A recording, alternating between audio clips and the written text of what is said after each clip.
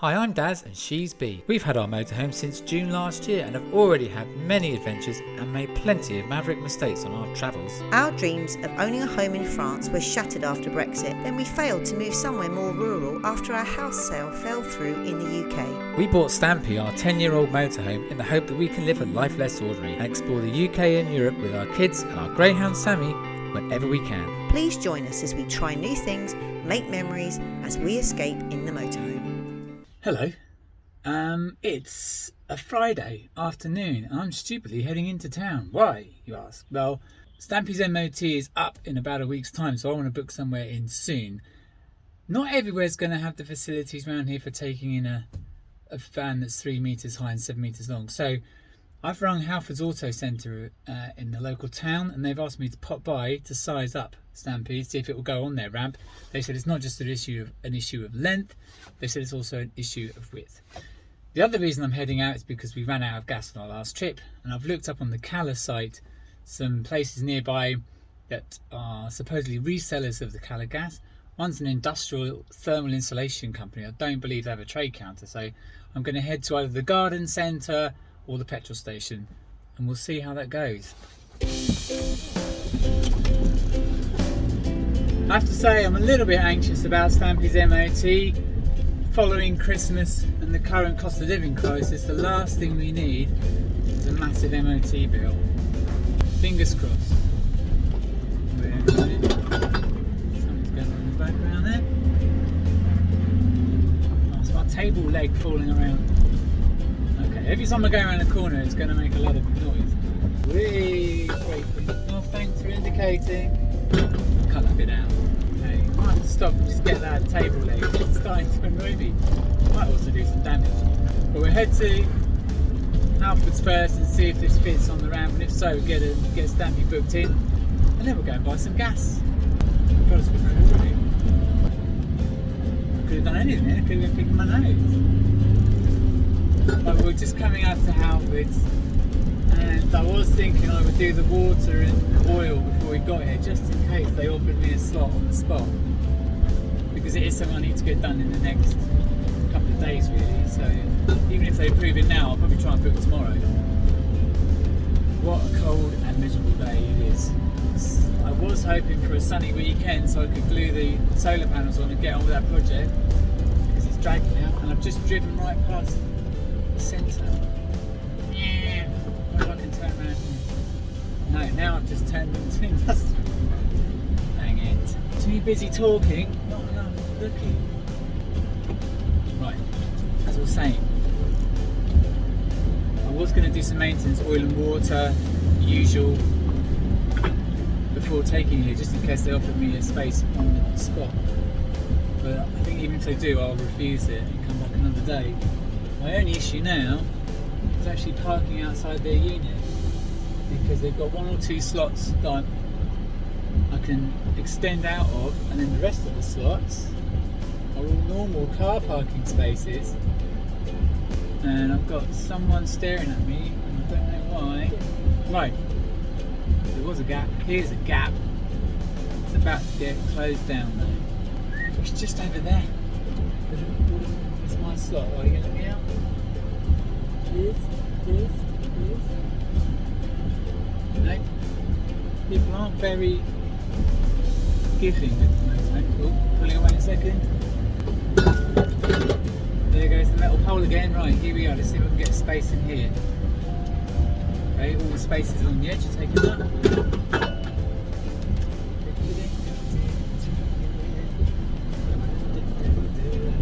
I'm gonna have to park in front of everybody.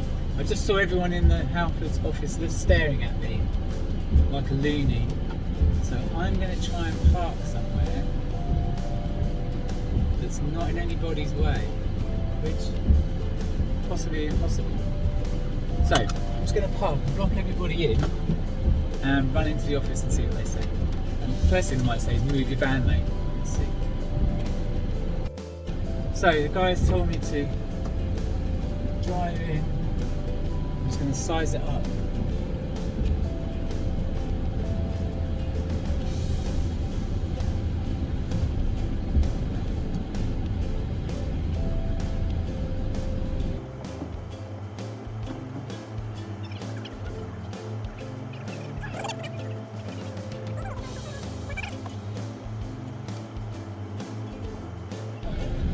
Which way?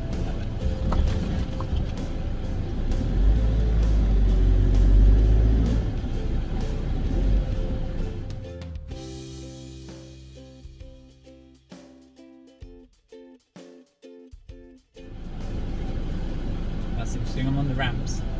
Just about, yeah. The wheels are like right on the edge of the ramp. Both sides, much.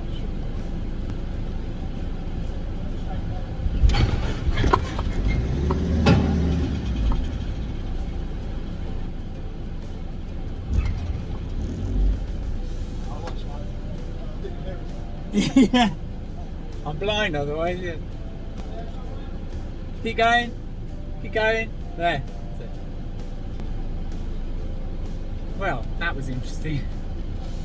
Very good of them, though. I have to say, whatever you think about, I mean, it's nice to support local garages and stuff, and it's easy to hate the big generic brand names like Halfords. These guys have actually been alright to me, and likewise, Quick Fit have always been quite good to be in her car. Just going to pop into the office. He raised the point, like, if this is a class 5, which is like HGV and other types of vehicles, they can't do it. If it's class 7, which he thinks it should be, then they can. He was a bit worried about the number of belted seats we got in the back, so I'm going to pop into the office and see if it's a goer. So, yeah, he said 6 seats including the driver was still class 4. The guy in the garage said I was class 5 or class 7. But I think I read online it's class 4, which means they can test it.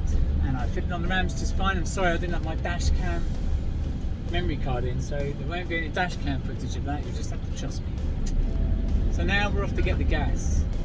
Well, here we are in a BP garage and spa store, listed as a Calistockist, but I can't see the gas in it. But actually, to be honest, I can see a sign that says sold here with a little blue bottle next to it. So I've just got to look at what kind of bottle I've got again. I think it's a 6 kilo propane gas. I better get that right, or I'll sound like an idiot. How rarely do I ever sound like an idiot? Right, see you guys in a minute when I've worked this out. Well, that was a big fail. I went in, they do the gas, I knew what I was asking for, but they're out of stock. Did they know when they get any more in? No. So let's try our next one, the garden centre. Here we are, the next stop. We're at Dobby's, local garden centre, part of a chain. Used to be Wyval, you might have one near you. It's never very busy, so no problem fitting in the car park. I just have to park miles away from the entrance. So I'll walk in, see what they say. Hopefully they've got some stock. Well, that's good news. They showed 2 on the till. They knew exactly what I wanted.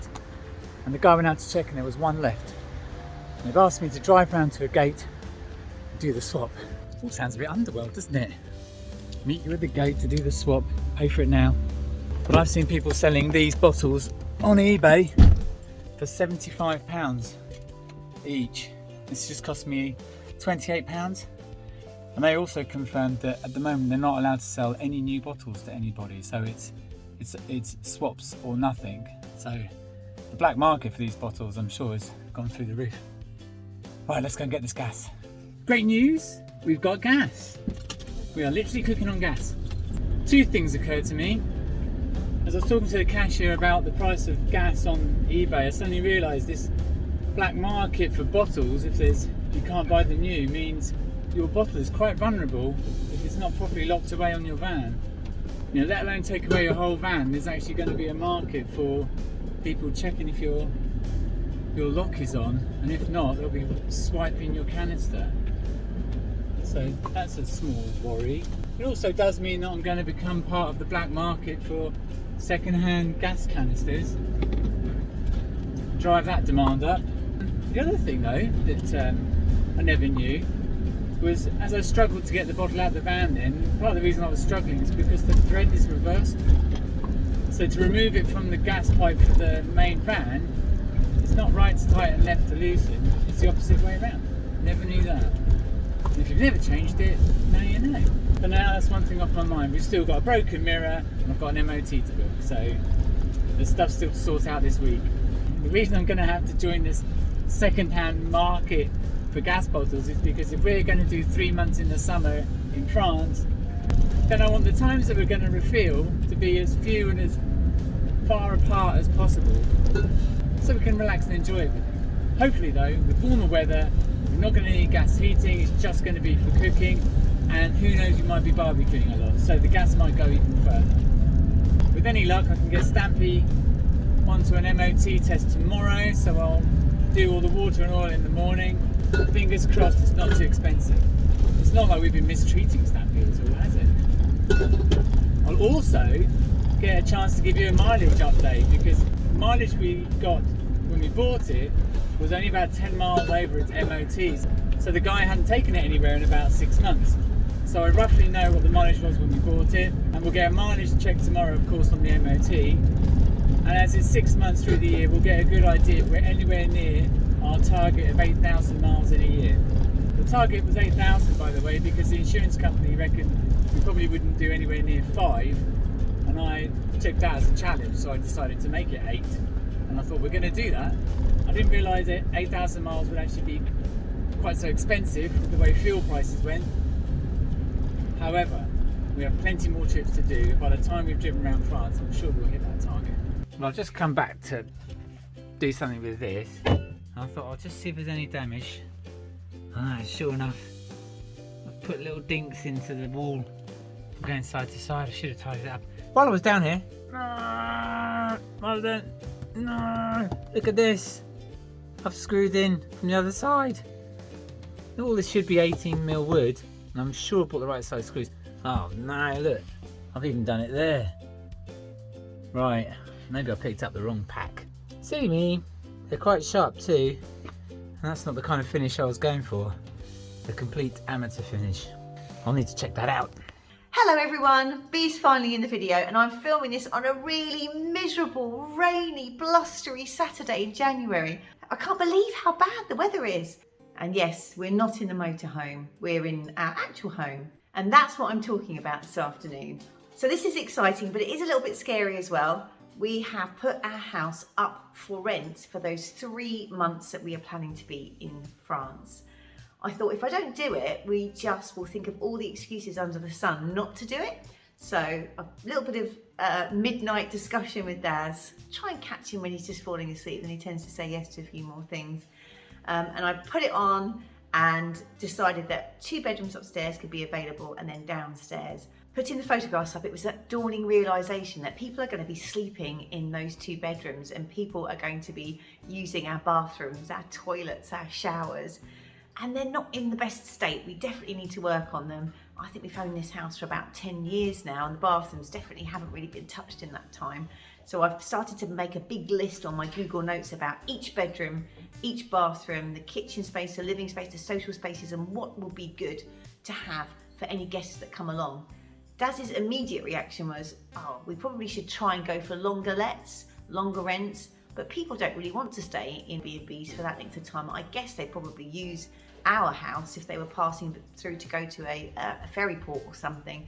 So I said to him, imagine if you got 130, 140 pounds per booking, and then you might have to spend 30, maybe even 40 pounds on a cleaning fee, getting somebody to come in and change the bedding, making sure all the rooms are spick and span for the next guest. That still means about 100 pounds in our pocket just for someone staying overnight. So if it builds up over time, over those 3 months, that's going to really help us on our trip whilst we're in France. I think it could really help with the budget. I'm just wondering if there's anybody else out there that puts their house up for renting whilst they're out travelling, motorhoming, and your experiences really, anything that's I should know about, any advice, or perhaps anything bad that's happened to you, because you do tend to think of the negatives. I certainly have been. I'm trying to think of the positives. Certainly money is a positive, but it's actually getting everything into place, like a special key safe, and maybe a booklet that talks about our house and how to use things, emergency contact numbers. I've read some really good stuff online all about how to get a 5-star rating, and it's just things like making sure you've got tea, coffee, milk, and maybe even a first aid kit in your bathroom. So those are sorts of things that I'm going to spend the next couple of months sorting out to make sure the house is ready for any of our guests. So the site itself was really easy to use. I was actually able to use photographs that we already had taken last year because our house was up for sale about a year ago. And if you've seen our introduction, you'll know that that house sale fell through. So we already had some really nice pictures of the house readily available, so I didn't have to go around and dress it at all. I think Daz's main concern is any damage that might be done. So if we've put online that we don't want them to smoke, we've put online that we don't want them to bring pets into the house, will they still do that anyway? And what happens when they do accidentally break something? What if we're away in France and they accidentally break the television? What do we do then? So yes, some of those alarming things that could happen are sitting in the back of my head at the moment. I know that we can get around it in some ways. There will be people that can help us out and can access our house, and we'll be keeping an eye on it, and I know that they will help us out, but you can't help think of those things that could potentially go wrong when you've got people and families inside your home. I know our children can be quite clumsy, and I can be quite clumsy too, and things break, accidents do happen. So more concerns. Something else Daz has mentioned is renting out Stampy as well to people that might be motorhoming when we're not. But I have to admit, after having the house sale fall through and having the idea of moving to France fall through, in my head, this is my dream now, and we're going to be using it to travel. And if anyone's going to be traveling in the motorhome, it's going to be me. So yeah, I don't mind having the house in a town that I'm not that massively keen on, to be absolutely honest. I want to take that motorhome to beautiful locations, places where I open the door in the morning and I feel a real sense of peace. And that's what's going to keep my heart light, I think, is knowing that that motorhome is being used for travel and is being used to open doors, broaden our horizons, allow myself and Daz and the kids to see new things, experience new places and new cultures. So yes, I'll rent my house, but no, Stampy is going to be my dream for now. So I'm going to pass you back to Daz now. So it'll be more of the boring, technical, motorhomey stuff. Ugh. So I thought I'd better put myself in here for the 30% of ladies that do watch this channel. So I am thinking of you ladies. With the MOT just days away, I think it's time I addressed the sellotape. I've got a feeling that this isn't going to pass. I'm not an expert. So I've looked at trying to buy a replacement. That looks pretty difficult. I don't mean the glass, I mean the fixing behind it. So I'm just going to use copious amounts of super glue. See how that goes. I didn't think this through, did I? Peeling the tape off and holding a camera.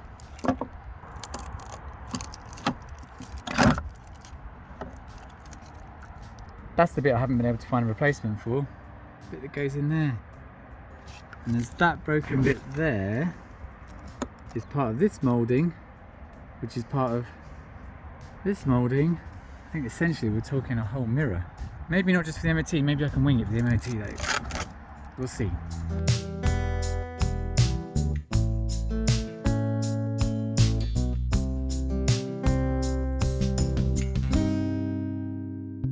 Essentially here is where I was so afraid that this 12-year-old bit of plastic might fall apart that I would take my time opening it up.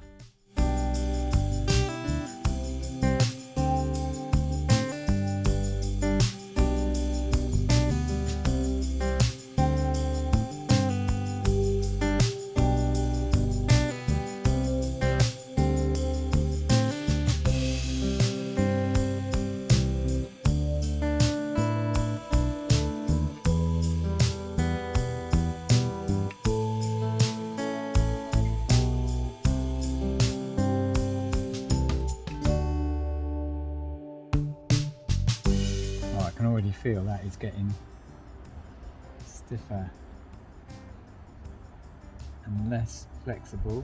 Now I don't really have much of a plan other than just to stick this roughly back in place, hold it level, and hope that when we put the screw back in, which compresses the spring to hold it all in place, that by compressing the spring it doesn't actually force the whole thing to come back off again. And if I sound like I know what I'm talking about, then you've got more faith in me than I have. Worst case is I buy a new wing mirror. The worst bit about this is I don't think I've forgotten to bring tape out. So now the 20-minute setting time is going to be done with me physically holding it. And the trouble is, where this glue is not transparent, can't quite see exactly the place I sort of visually had in mind to stick this. I mean, what is the worst that can happen? Just falls off again. halfway through the MOT. Let's hope the guys at Halfords are very gentle around my wing mirror. I mean, I could glue the whole thing into, I could physically glue it exactly where I want it, never need to move it ever again. There's an option. So if it goes wrong, I'll snap it out and just glue the whole thing up. Fill it full of Aradite until the next owner decides to have a dig around and find it. Bit of recycling there, the old Vitalite lid. That's it. I think I've now got to begin my neighbours must think I'm mad talking to myself outside my van. If they don't already think I'm mad. Where's my north point? There. That's where I want it to be. Luckily there's loads of little lines all around the inside, so I can kind of see if I've got it parallel or level. Just got 20 minutes like this. See you in 20 minutes. So as it turns out, my patience for hanging around and holding a bit of plastic in place is actually pretty short. I've gone and got some tape and I've taped it in place, and the reflections make it quite hard for me to actually see whether I've got it dead center, but I think it is. So I'm now going to leave it with the tape on for 20 minutes or an hour, or as long as it takes actually. So I might leave it in for a couple of days before I start winding the spring in, which is the only thing I fear might pull the whole thing back out again. And then we're back to square one, and I'm back on eBay trying to find a wing mirror. I've got a little bit of time before MOT, so fingers crossed. Talking of MOTs, I thought I'd just show you the Halfords booking system and how to grab yourself a bargain at the same time. After entering your registration, you can see how long you have left on your current MOT. Now, you can choose your level of service. I'm going for a basic MOT, which already has a small saving of £9.86. So with my details entered, I need to choose a slot. The next available one is the 16th, and the only time available is 2:20 PM, which is fine. Okay, now this is the fun bit. Click on Go to Basket. The Honeycomb extension kicks in at this point automatically and tells me if it has any coupons on record. Next, click on Apply Discounts. It will now test all the coupons for you automatically, picking the best one. So my saving has now jumped up to £17.56. It appears to be a Vodafone discount, and luckily we have a Vodafone in our house, so I don't feel too guilty. That's me done. Back to the MOT prep. Well, what a lovely day. I've been waiting for a bit of sun before I did this. And who would have thought I could turn fixing a wing mirror into a vlog, eh? So, I'll take my tape off. The way this goes back together, it's all quite hidden and clicky, so I think I've really only got one shot of doing this. As long as it feels sort of tight enough when the MOT and doesn't fall off midway through the testing, I'll be happy. Here's the first couple of bits. Let's put that over there. The only thing I'm worried about is the amount of glue I put on. It might mean it sits a bit higher than it used to. It would help if I got that around the right way, wouldn't it? There we go, up, down. Right, okay, so there's the movement. It's the spring and screwdriver section. And of course, got an electric screw from Lidl. Just getting it. Got it. Look at that. Power. So this is my fear. The screw only goes to there and then obviously compresses the spring to keep everything nice and tight, but I think as it compresses the screen and screws into that spike, eventually it could just pull that spike off. There goes nothing. There's biting. Look at that. That feels pretty good. I'm not going to curse it, I'm going to just keep going. There's like a rather filthy mirror. Oh look, there's you guys. Say hello. Now, back of this, it's got lots of little clips. I was thinking about whether to grease them up so they slide on nicely. Once they go on, you can't get at this, I don't think. So once they're on, they're on. And if I only get half on, they're only half on. Well, it sounds like that song, doesn't it? Okay, so here goes nothing. I'm doing this blind. I think that's about it.